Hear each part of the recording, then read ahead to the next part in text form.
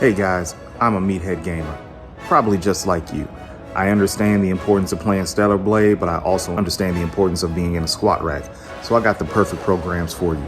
Hammerhead, Shogun, the Tenacity Strength Hypertrophy Method, all of these designed to get you bigger, to get you stronger, and to be like one of these characters on Stellar Blade that don't look like one of these ugly ass monsters. So hit me up at Tenacity Strong and get a copy. It will do nothing but help you achieve your physical goals, and you'll get better at your gaming goals. Because when you look good, you play good. All right? Y'all have a good one. Streamcast. Hey, yo, what's going on, everyone? Welcome to another edition of the Streamcast. My name is Blackamura, and I am joined by Hassan and a very rare appearance from Akira. Hello. Yay! Sidetracked without even a minute spent, and that's the way we like it. And today's episode is going to be a very particular one because there are so many games out there. There's a wide array of games that we all enjoy, and for every Resident Evil, there's an Animal Crossing. For every Dark Souls, there is a Animal Crossing. We can already tell you don't know what. This is why we work together. I had something, I lost it. Regardless, this is going to be about the resurgence of the cozy gaming genre, and obviously one that I know nothing about. So I've got two experts on this pod to talk to us about why they love the cozy genre, what their favorite cozy games are, and we're gonna get into it right now. Why don't you let us know in the comments what your favorite cozy game is? And shall we kick off with Hassan? Why do you enjoy the cozy gaming genre? Firstly, I just want to say thank you for saying a professional or like someone that's knowledgeable and not an addict. Like that's very kind of you. Professional. It's just that you didn't say it was a problem. That's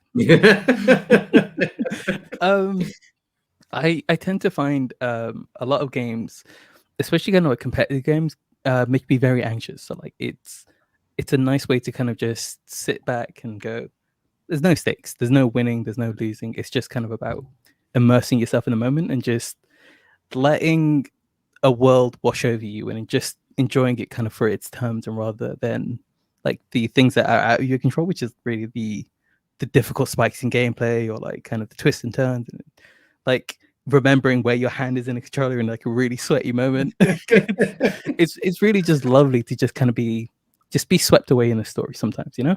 I'm like, I adore that. That's my thing. Dope. And Akira, how about you? Why do you love the cozy gaming genre so much? Because life is stressful and I'm not trying to be stressed. Like, genuinely, that's it. There's nothing else to it. Everything is stressful and I want to relax. I like to be in a position where I'm so laid back, I'm horizontal. It's like, yeah, I just want to enjoy myself. Plus, I watch you play your games. I'm like, oh, everything is stressed. I know your blood pressure is through the roof. You know when they have the thing and it goes boop, boop. Yours is just like this. Can't be part of it. We're gonna have to install that heart rate monitor for the streams one time, because honestly, the way I get stressed is unparalleled. Where can they find us streaming? Where can they watch? Streamcast TV on Twitch every weekday. You're seeing the trio right here. The best trio since the Powerpuff Girls. The best trio since Sonic Underground. And Troy. Troy's great. You see my face pulled together. I was like, that is true. That is true. But he does not stream for us. So yeah. Yeah. Message us on Instagram with the phrase, when will you stream, Troy.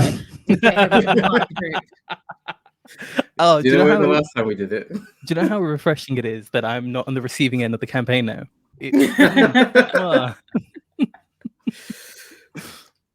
So we've gone into why you both enjoy the genre, and I think you've both put sensible points across. You don't want to be stressed in your safe space. Bro, it's because he lives right now. Everything Cozzie is lives. attacking me. I need to be Cozzie lives, exactly. The outside world is out to get me. I want to relax and nothing can get to me. No, Can we? whatever nonsense is in your games or demons or zombies. No, I literally want to be in a game running through the fields of wheat like Theresa May. Okay. It's gonna be me. Oh wow. Oh no. We're gonna. Well, my point was, it's good understanding why you enjoy the genre so much as someone looking from the outside in. Of course, Hassan, you don't get the anxiety spikes or the difficulty spikes like you do with a Dark Souls or a 9 Years of Shadows game. So let's go in. Oh, go on. I do play hard games. I do play ridiculous games. I do stress myself out, but not always.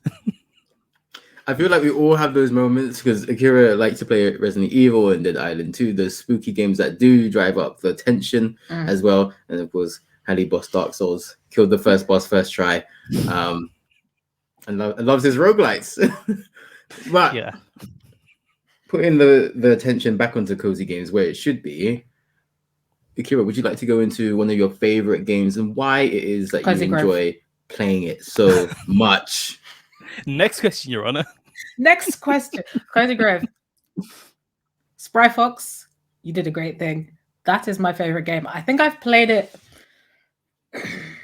every day for the last 8 months because they have like this huge collecting component. So, but I'll go into a little bit about the game.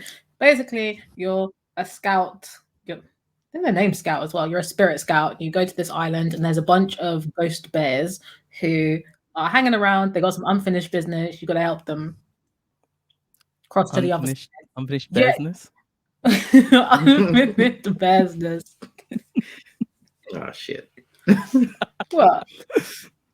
The puns are never stopping. I feel like I wrote something about this, and I was like, with only the bare necessities. Yes. Look, man, you invited me to Streamcast, and this is what happens. Like This is like the top thing on his resume. Like, what skills do you have, Daddy? I had my name and the puns. That was it. And you still hired him. Choices. But sorry, what was I saying? Yes. Yeah. That's literally it. You're helping these bears. They have all these different tasks. You hear a little bit about their stories. You're like raising animals, collecting plants and fish, and there's butterflies, there's ducks. Right now, as of May 18th, sorry, as of spring, there's a spring festival where you can get ducks. You get little ducklings, and they'll just like follow you around. And I like waited 8 months to get these ducklings. Wow. That's how much I wanted to play. Mm-hmm. And I like it because this is the kind of game that you could just sit down and play it for 15 minutes in a day and you'd be done. Like, there's not that much to do. You could just sit down and play it for a little bit of time. But because I'm enjoying it so much, I'm investing more time. And it really does kind of cap you at the things that you can do. You can only do so many tasks. You can only collect so many things. You can only fish so much stuff up to a certain point in time. But because I'm enjoying it, the music is great. I'm just really invested in it now. Plus, I've got a house and I need to decorate it. So I'm waiting for different types of furniture to come up because it's not all available at the same time. It's really like a collector's thing. So I just like it. I think it's great. You time travel. You can time travel. I'm not even trying to. I'm not cheating the universe because the universe will come and cheat me. Okay. I'm cheating. I've seen the butterfly effect. I know what happens. I've learned nothing. I refuse to learn. But you raise good points there, and it's a game that I can see not just being good for people of our age group, but for younger players as well, because it's got those daily caps. There is an automated, mandated amount of time that you can spend, and you're not. It's diminishing returns if you spend any more time on it. So it's really good for like children who want to take that break from studying or from doing chores or whatever and play a game. That's the perfect kind of archetype for them, where they can spend this time, but they're not going to be spending 8 hours a night on this game that they really shouldn't be putting all that time into. So. Yeah, it's definitely one where you could just like cap yourself at playing 15 minutes. So there's been days where I haven't been able to play it, but I'm like, okay, I just need to go and look around and see if there's anything in particular that I'm looking for that's available. And then just switch off and go back to literally scratching the itch. I was like, I need to check the shops to see if this is available, and it's not available. I'm like, okay, cool, I can close the game now because the thing I was looking for is not there. I don't have to play it. I don't have to do anything, but you can like extend the number of hours you want to play because I spend a lot of time like terraforming, like decorating, planting trees and stuff. But it's definitely good for moderation, and it is just age appropriate. So I was like, if I had a child who wanted to play games, I was like, yeah, but you can do it in moderation. I'd give them a game like this because there's only a fixed number of tasks and I'm not an idiot. So let's get into Hassan. One of your favorite cozy games and why?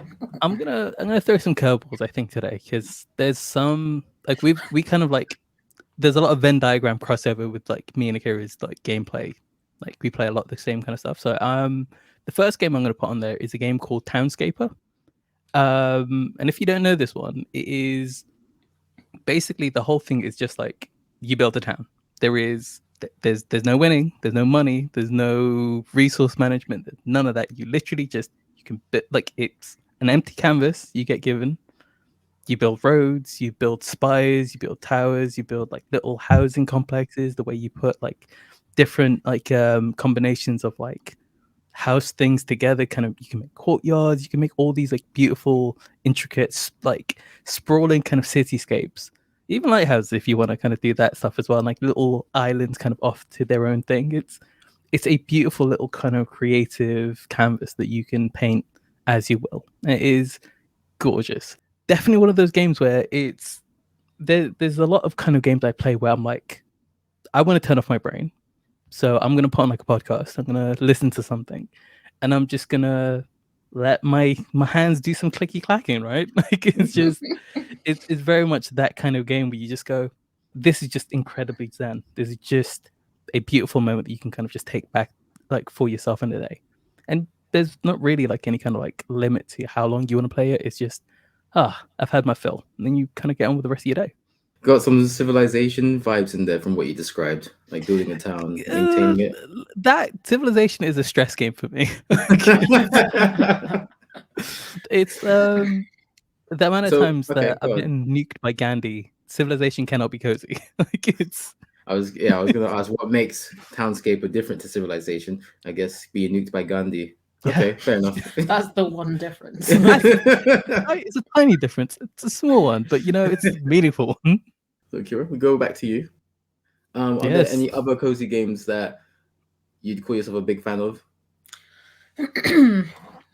I think for me it's kind of hard to tell like what qualifies as a cozy game, because a lot of the times a game that I will play repeatedly that I just can sit and relax and it doesn't require me to do as much work doesn't technically fall into like the cozy game genre.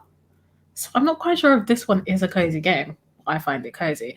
I really like another game called The Flame and the Flood. I think it's more of an adventure game, but at the same time, like one of the main things I look for when it comes to cozy games, the soundtracks.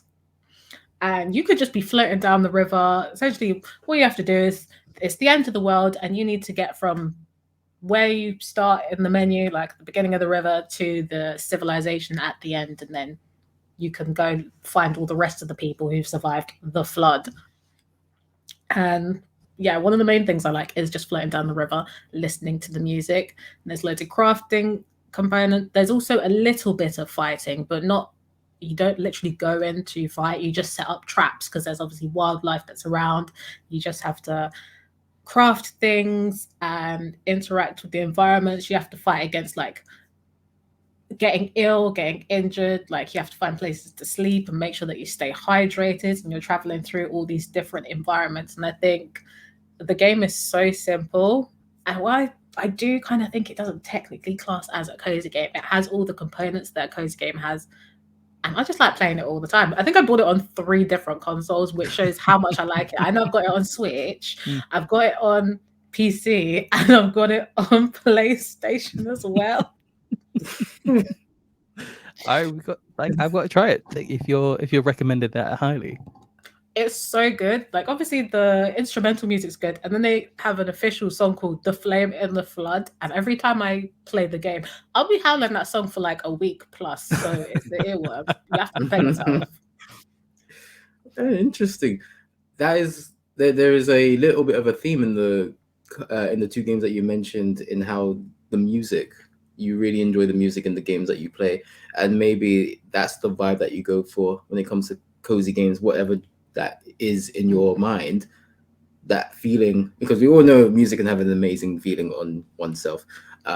Maybe that's something that you go for subconsciously. I think, when I choose Cozzie Gamz, the music has to give like a sort of kind of rooted in reality, but also it needs to take my imagination away to be like, I could 100% be on this island helping all the bears, or I could be traveling down this river on a little adventure, but in the non-stressful way. It's an escape at the end of the day. That's literally it, because I know how funny it is, the concept to be like helping the bears, and then any other situation I'd be like, ain't gonna happen.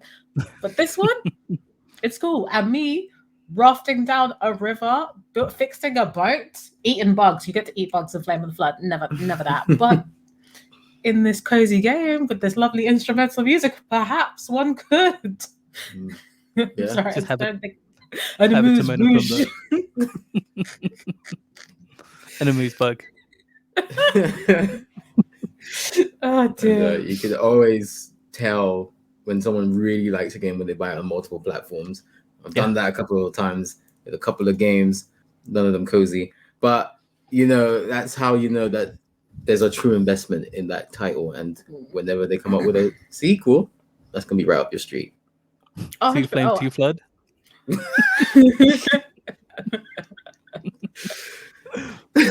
Hassan, why don't you regale us with another game that you enjoy playing?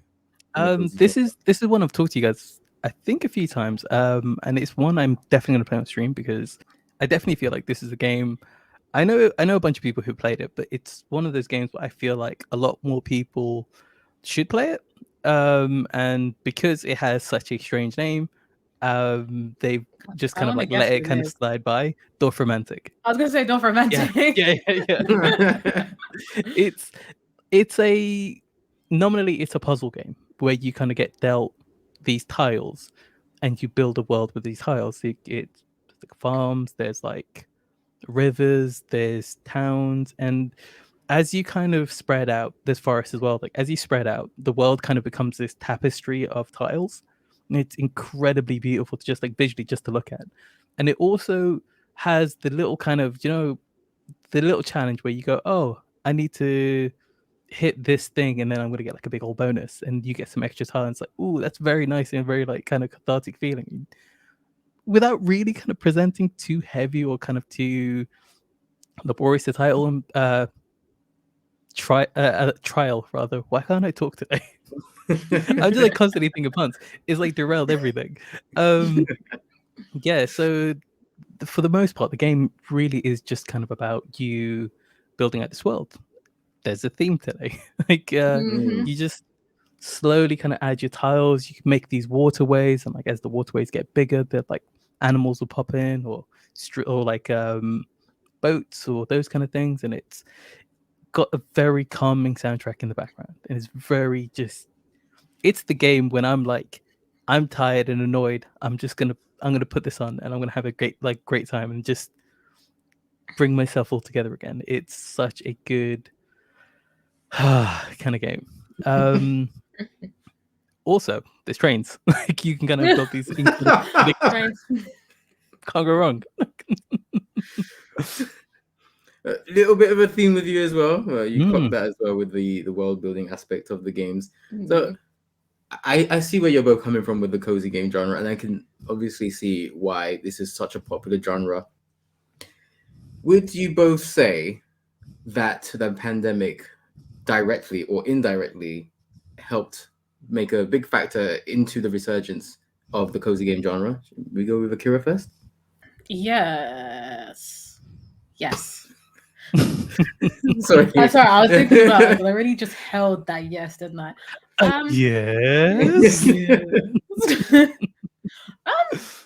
I would say yes, and this actually ties into a point I was thinking about, because life was kind of so limited. It encouraged people to like expand in certain things. So you found people picking up all of these different hobbies, like people were growing their own plants and making their own jam and trying pottery and stuff. And I think Cozzie Gamz have this way of making you focus on like life when it's sort of not dumbed down, but it's taken off all like the external pressures and the electronics, and it really helps you to fall back in love with like all the simplistic things. Like back in the olden days, we wouldn't be doing all these multiple things. If we was making bread, that's my job. I would just make bread all the time. And I think that's what Cozzie Gamz tend to do. They really bring you back to like the simplistic pleasures, in the same way that like Ghibli films do that, where they're like, they make you fall in love with everyday life. And in Cozzie Gamz, you're just doing everyday things. Like, oh, another game that I like, Teacup. You're a frog who's having a party. She's run out of tea. What do? You go around the village looking for tea. That's her entire day's schedule, is looking for tea leaves. That's wonderful. Do you know how relaxed you have to be for your entire day to consist of only searching for tea? Nothing else. Not a single Teams notification goes off. No, it's Teams. God damn it. I keep giving him these opportunities. I need to start. It's me, guys. Hey, Panda, They can't get away with this. And yes, you dropped a wonderful review on Teacup on our YouTube channel, youtube.com/Streamcast. We're also close to 500 subs there. Check out Akira's review. I love that game. Yeah, no, just Cozzie Gamz, especially when the world was so, they love using this word, unprecedented, but I just say it was absolutely nuts. Okay, you couldn't go outside, everyone was coughing all over each other. Great Britain, your hygiene. Oof. It was just bad, and we were in for a lot longer than we should have been. And with all of that stress, and it was like the only thing you wake up for in the morning is work. You kind of didn't necessarily want to go into playing games that would then get you even more stressed. So having the Cozzie Gamz was a proper escape, because you can't just escape to the country to like pick apples and search for tea leaves or whatever, but you can in these games. Hassan, same question to you. Absolutely. And there's a game that we've both not said yet that really, really kicked it off in a big way, and you know exactly what I'm saying. Animal Crossing. That was the game that like it put Cozzie Gamz back on the map for a wider kind of sphere than what indie games were kind of serving anyway. Because like for the longest time there has been Cozzie Gamz. Cozzie Gamz hasn't really been a genre that's ever gone away. It's just served a niche, and a very kind of particular niche. Since Animal Crossing and since the pandemic, we've kind of had a lot of people go, oh, this is something I love. And because the popularity and because of kind of like how well it proliferated, a lot of people who didn't know that this is even a thing they wanted gave it a go and fell in love. So it also kind of opened the door for them to go, oh, okay, this is the kind of experience I want. Where can I get it? And that was the indie scene. And that's how we kind of got this boom, this like really beautiful kind of boom period we're in now, where there's like Cozzie Games of every stripe coming out. There's one that was like recently came out called, it's still kind of in early access, called Gaudlets, and it's like developed by one person, and it is literally, you just build this little town for these little like gourd like creatures, and they walk around your town. You can't really do anything to interact with them. You just build a town, and they go, oh, you made a fishing thing, so I'm gonna go sit down and do some fishing. It's adorable. Like it's a very sweet, very kind of personal little game. Love it. 2000.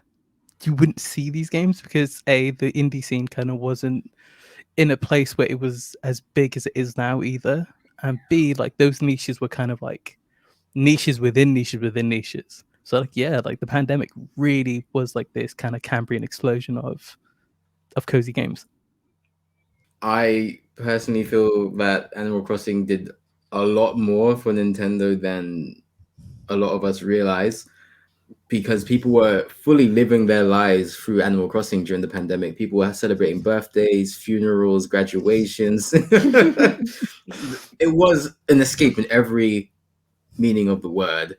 And I think that has skyrocketed, Nintendo sales and Animal Crossing sales definitely to where it's at the point now. The Switch is now the third best-selling console of all time, behind the DS and the PS2. Immense era. I don't know if any company in gaming has successfully pivoted or utilized the pandemic as well as Nintendo. No, because I literally bought a Switch in order to play Animal Crossing. I did not care beforehand. Everyone was like, "I've got this." I was like, I could not care. Could It's not like, care. out of my way. It was like, we do not care. And then they had Animal Crossing. And I was like, I think I need it. Exactly, case in point. Case in point. I don't like spending my money. And I spent a lot of money. And now I've got games 3 times because of this. This was the first Animal Crossing I played as well, and it's so eye-opening. I was like, why haven't I played this before? Like, this is through and through my bag, like entirely. I think I spent like, I'm not gonna look at my Switch right now. I'm being a professional. But it's more than 500 hours I've played Animal Crossing. It's considerably more. We'll leave it there. It's fine. But yeah, I spent so much time just being like, I'm gonna learn how to do this terraforming thing, and then I built like rivers around my whole island and made this like little kind of Ghibli scape. I was like, how good is this? I can't go outside, but look at all this. Like, yeah, very cool. And I'd say the only other game that truly captured people in the pandemic was Among Us, and I wouldn't class that as a cozy game in any stretch of the imagination, but a party game nonetheless. That was a relationship game. That was a relationship killer. That was. Yeah. People are probably still beefing over that game. Oh yeah, I can see it. It's cozy if you like struggle. Like, if you like people being angry, it's cozy. I want from both of you one cozy game genre that you would recommend for me to play and why. Let's go with Hassan first. You can have a few seconds to think about it. Not a genre, a game specifically. Yeah, a game. There's a game called A Short Hike. It's a very, very short game. You know the game. It's so good.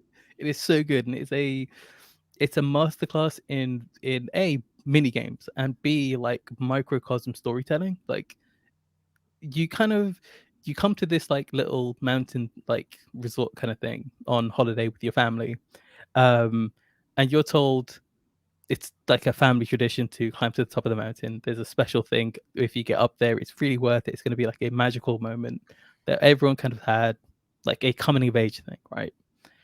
But it's not easy to kind of get up there. You need to get like these feathers to kind of make you glide and jump and fly further and kind of like flap and kind of keep yourself up. You're a crow as well. Add on top the cute factor, right? But in the world itself is like a bunch of different characters, and they all have their own wants. They all have their own needs. They all they offer different things to your story as you're climbing up this mountain. You don't have to interact with any of them. You can do the hard way and just try and like muscle your way through. I tried this kind of in my second playthrough, where I was like, what is the minimum amount of feathers I need to do to kind of be able to like just glitch my ass into like winning? And it's fairly forgiving. Or I just can break games. One of the two. Like, but it's way more kind of about the journey than it is the mountaintop, although the mountaintop is great. It has one of those kind of there is challenge in there, like in some of the mini games. The volleyball one in particular, if you remember that, Akira. There's like a stick volleyball game, like, and it's kind of tricky. But it's very silly and it's very fun. And there's so many moments of the game where it's like you're told to do these things and you're like, oh, it's just telling you, just stop worrying and just be a bit silly. And like, that is such a nice message in a game. Like, so much of the kind of the storytelling and the kind of the narrative is these things you're super stressed about. It's okay. Just let it go for a second. Just go do the thing. You know you're going to enjoy it. Go do the thing. Like, there's a race that you partake in where like the person's like super worried and like, this is my lucky headband, and if I don't have it in this way, it's gonna make me like lose the race. And you're like, bro, it's fine. Like, let's just go run. Let's go do this thing. It's an incredibly sweet game, and it's, for what it is, it's got so much packed in for such a small game. Oh, cool. I'm gonna check that out. Is that on all platforms? Or I think so. Oh, okay, cool. I'll check that out. A Short Hike, right? Cool. How about you, Akira? What cozy game would you recommend me play? I had one in my head and now I've forgotten what it was. But I'm gonna go with my other option, which is, I chose this game because of the games that you currently play, where it's always like a lot of action and you're constantly doing stuff. So I feel like a cozy game that you should try is, I believe it's called Coffee Talk. Oh, okay. It's a lot of reading. Mm. It's really a story game. You're just running this cafe.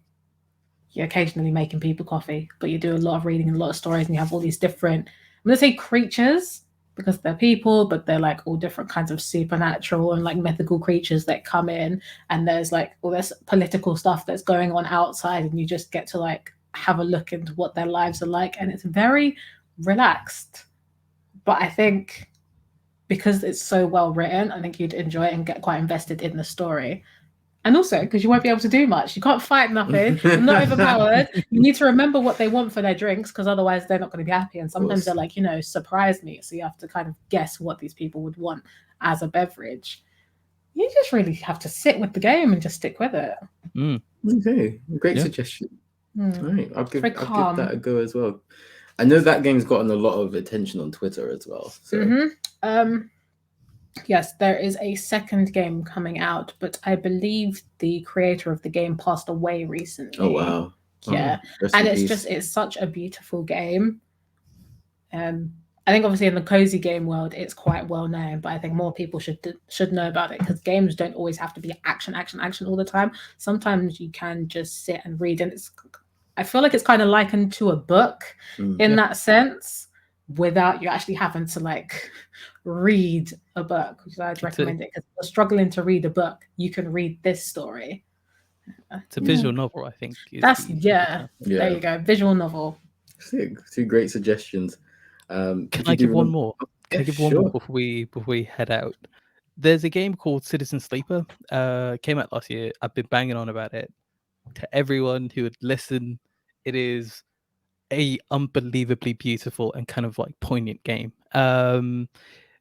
Very much like Coffee Talk. It's more about the narrative than it is about any action you do, but there is a very D&D kind of like mechanic to it, where every action takes rolls of dice, and you have like a dice pool. Every day you kind of expand your dice. So if you get to like a point where you have no dice, you have to like go home and sleep. Right. There's other mechanics, there's other like things kind of going on. I don't want to spoil it, but it was a game that I started playing it, and like the best games, like you have a moment where you go, oh my god, this is way better than I thought it could be. It's stunning, like it's so good, and the art, it's like a graphic novel, like it's gorgeous. Yeah, I highly recommend that to both of you. Citizen Sleeper. Okay. Cool. Yeah. All right, I'll check that out. That's one of the things I notice about cozy games. Not to say that AAA games don't do this, but I feel like every cozy game you play, the background and the world is absolutely stunning. Like, I don't know what drugs they're injecting into these games to make them look so good. Because if you asked me, you just named a random AAA game, was like, what does the outside world look like? Could not tell you. I couldn't, because I'm focused on the action. Like, everything else is done really nicely, obviously, because if it looks shit, you're gonna know it's shit. But these cozy games will put so much effort into their background, and that really encompasses the entire feel. I think that's why you feel so comfortable as well, because it's so beautiful. It's like when you're in the city all the time, and then you go to the countryside and you just see like a field of flowers, and the sky is blue and the grass is green, and you're just like, wow, all of your senses are just brought into it. All cozy games do that just so well, honestly. For every Dark Souls Metropolis, you need like a Stardew Valley like feel. That's literally it. Take in the ambiance. Yeah. I would also add, this is something I've been talking about a lot recently, from the way our childhoods were to now, there's been a gradual like a decrease in color. Like, you remember when you were a kid, the way McDonald's, the colors would be, and now the way it looks, color is just disappearing from the world. I think cozy games make sure to bring that brightness into your life. Even playing games on the Switch, you're not going to find a PlayStation that is bright yellow. unless you True. painted it or you've done something. They've deliberately made it so that the colors are bright and inviting, and they just lift up your mood. And there's definitely got to be scientific research that connects the way that you feel to the outside world. So Yeah. Yeah. There's I have to say, in games defense, it's way better than since like the mid 2000s, because the Gears of War era, everything was brown. Every game was brown. All the walls were brown. The floor was brown. Why is everything brown? Oh my god, why am I crouched against this? I'm playing like a farming game. Why am I crouched against? I don't understand. Yeah, it was hell. Like, that's what I'm saying. We've come a long way. I think the color from the outside world has gone into the games. That's why it's disappeared. That's a very good point, though. Even the McDonald's one, that's something that I didn't even notice until you brought it up. I think when you look around, like you look at all the cars and like people show their homes online, and it's all very monochrome, and it's like it's very neat, but I don't feel a sense of joy when I see something brightly colored. It adheres to, it gives us endorphins. Yeah. Yeah. That's why I like that. I don't think I could be doing any of this camping and living in the forest like my characters be doing, but I like to look at all the brightly colored fruit and look at all the flowers. It's gorgeous. It really does something to the psyche, I think. Yeah. If we can't do it, we live vicariously through the characters. Exactly. That's exactly why these games exist, to give us a sort of escape. Yeah, quite surprised Stardew Valley didn't come up. I actually haven't played Stardew Valley a second time. I think I played it when it first initially came out, and I didn't get it at the time, which sometimes happens. Yeah, I have to come back, so I haven't had a chance to come back. But knowing that Haunted Chocolatier is coming, I kind of don't want to get invested into Stardew and then have Haunted Chocolatier. I need to focus on one big game at a time. I can only do so much. I'm one woman. Trust me, play Stardew Valley. It is a seminal game. It's one of the best farming games ever made, hands down. That good. No. All right. Also, I didn't bring it up because I didn't want to like lose the whole episode to me being like, and another thing. Basically, everything the guy who made Stardew Valley, right, was a big fan of farming games, and he was playing like a lot of Harvest Moon, and his big gripe was, because there was nothing else in the space that did what Harvest Moon did, Harvest Moon stagnated. And they basically just kept kind of like, they did the FIFA thing of like the same game every year, and all the problems you had with the previous game are still there, but it's got a lick of paint, so give us all your money, I guess. So he was like, I'll make my own game with blackjack and hookers. And proceeded to make a game that was everything that Harvest Moon was and more, and like fix all the problems that kind of people had with Harvest Moon, and he did it alone, which is insane. Like it's like a one dev team. Eric Barone, or Concerned Ape, is the studio. He is a titan of like a game creator. He's insane. He's still updating the game as well. Like they had like a big update last year, or it was last year, with like it's like a whole island, like a whole different like biome. There's a new farm, all this kind of stuff like added into the game. What, for free? What other game does that? Like, it's crazy. Yeah, and it's a game that I've had on a couple of different systems, and I think between them, like easily over like 1,000+ hours. It's brilliant. To know that Stardew Valley was made by one person is something that I was not expecting to find out today. Yeah. That game is so impressive looking. To know that was all made by one person, they really deserve more flowers than they currently have, because that's a very impressive feat. I do like that like Cozzie Gamz are getting more of a light shone on them, because it does mean that smaller studios and like really small teams, for like even just one dude, can come out with such an amazing game. And they definitely need the attention, because they're coming out with some really good games. And it's just, they deserve all the attention that AAA games do, because obviously AAA games and bigger studios, they've got the money, they've got these massive teams, so they know that they can come up with a product of quality. But that doesn't mean that smaller teams or just one dude can't come up with something great.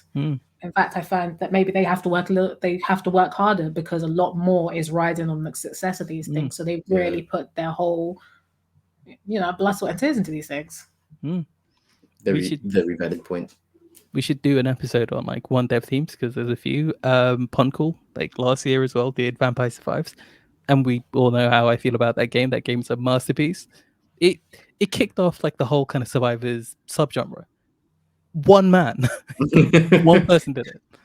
It's very Lord of the Rings, isn't it? One man. Again, it came out in like January, February, and I was already like, this is game of the year. It's game of the year in January. I was like, done. Like, and last year was a strong ass year. Like it was. Oh yeah. Pretty much everyone put out like a 10 out of 10 game last year. Like, yeah. Oof. And there will definitely be time for us to put in an episode for one dev teams and maybe even a discussion about whether games or stories in themselves need conflict to be good. Yes. I think that's a very good philosophical debate. But yeah, that's definitely topics for another episode. Was there any final points did anyone want to make about the cozy gaming genre? Keep up the good work. Fair enough. Yeah, what can I say? Like you're clearly are coming up with excellent ideas. Like I said, I've spent 8 months playing Cozy Grove. Okay, what more can I say? There's going to be Cozy Grove 2. I don't know when, but allegedly it's coming out this year. But if they need more time, I'll wait. It's fine, guys. I waited 8 months for the Spring Festival. I'll wait longer. I'm nothing but patient. I'm down. I'm really sold. I think the thing I could say to people who don't play cozy games is the same thing I say to people who don't play indie games. It's you're kind of doing yourself a little bit of a disservice, even to the point of like you watch movies that are outside of your comfort zone. You read books that are outside of your comfort zone. You listen to like political ideas that are outside your comfort zone because it kind of makes you grow as a person. Playing games should be very much the same, and if you're very lucky, you're going to find that game that's going to be perfect for you. And with things that have been like so in the niche for so long, it's like you're going to be so surprised about how much kind of wealth of like incredible experiences are going to be there. And what better time than right now, right? Absolutely. If not now, then when? Also, I wanted to say you were right about Vampire Survivors because the BAFTA Games Awards definitely agreed with you and gave it Best Game of the Year earlier this year. So shout out to them. Hell. Yeah, definitely. I'm always right. That's the lesson I'm taking away from this. I've made a huge mistake. Give me my crown. I hope you enjoyed this episode. We're going to call it Cozzie Lives, the resurgence of the cozy gaming genre. Whether you're watching this on YouTube, give us a thumbs up, subscribe, and leave a comment. Let us know what your favorite cozy game is. If you're watching this on Spotify, let us know. We've got a little Q&A section on the episodes. Let us know what your favorite cozy game is. And give us some recommendations. Yes, of course. Also, hit the follow on Spotify. Like that does go a long way. Yeah. And another thing. Talk to me. But yes, Akira raised a very good point. Recommend a cozy game for us all to play, one that we haven't mentioned on this episode. We'd like to expand our horizons as well. This pod is also available for you to enjoy on any platform that you consume your podcast. So just search Streamcast and follow. Twitch, Streamcast TV. We're close to 500 followers. Streamcast _ on Twitter, Instagram, and TikTok. And we have a website, thestreamcast.co.uk, where you can read our blogs, check out our upcoming events, and find out more about us, the Streamcast.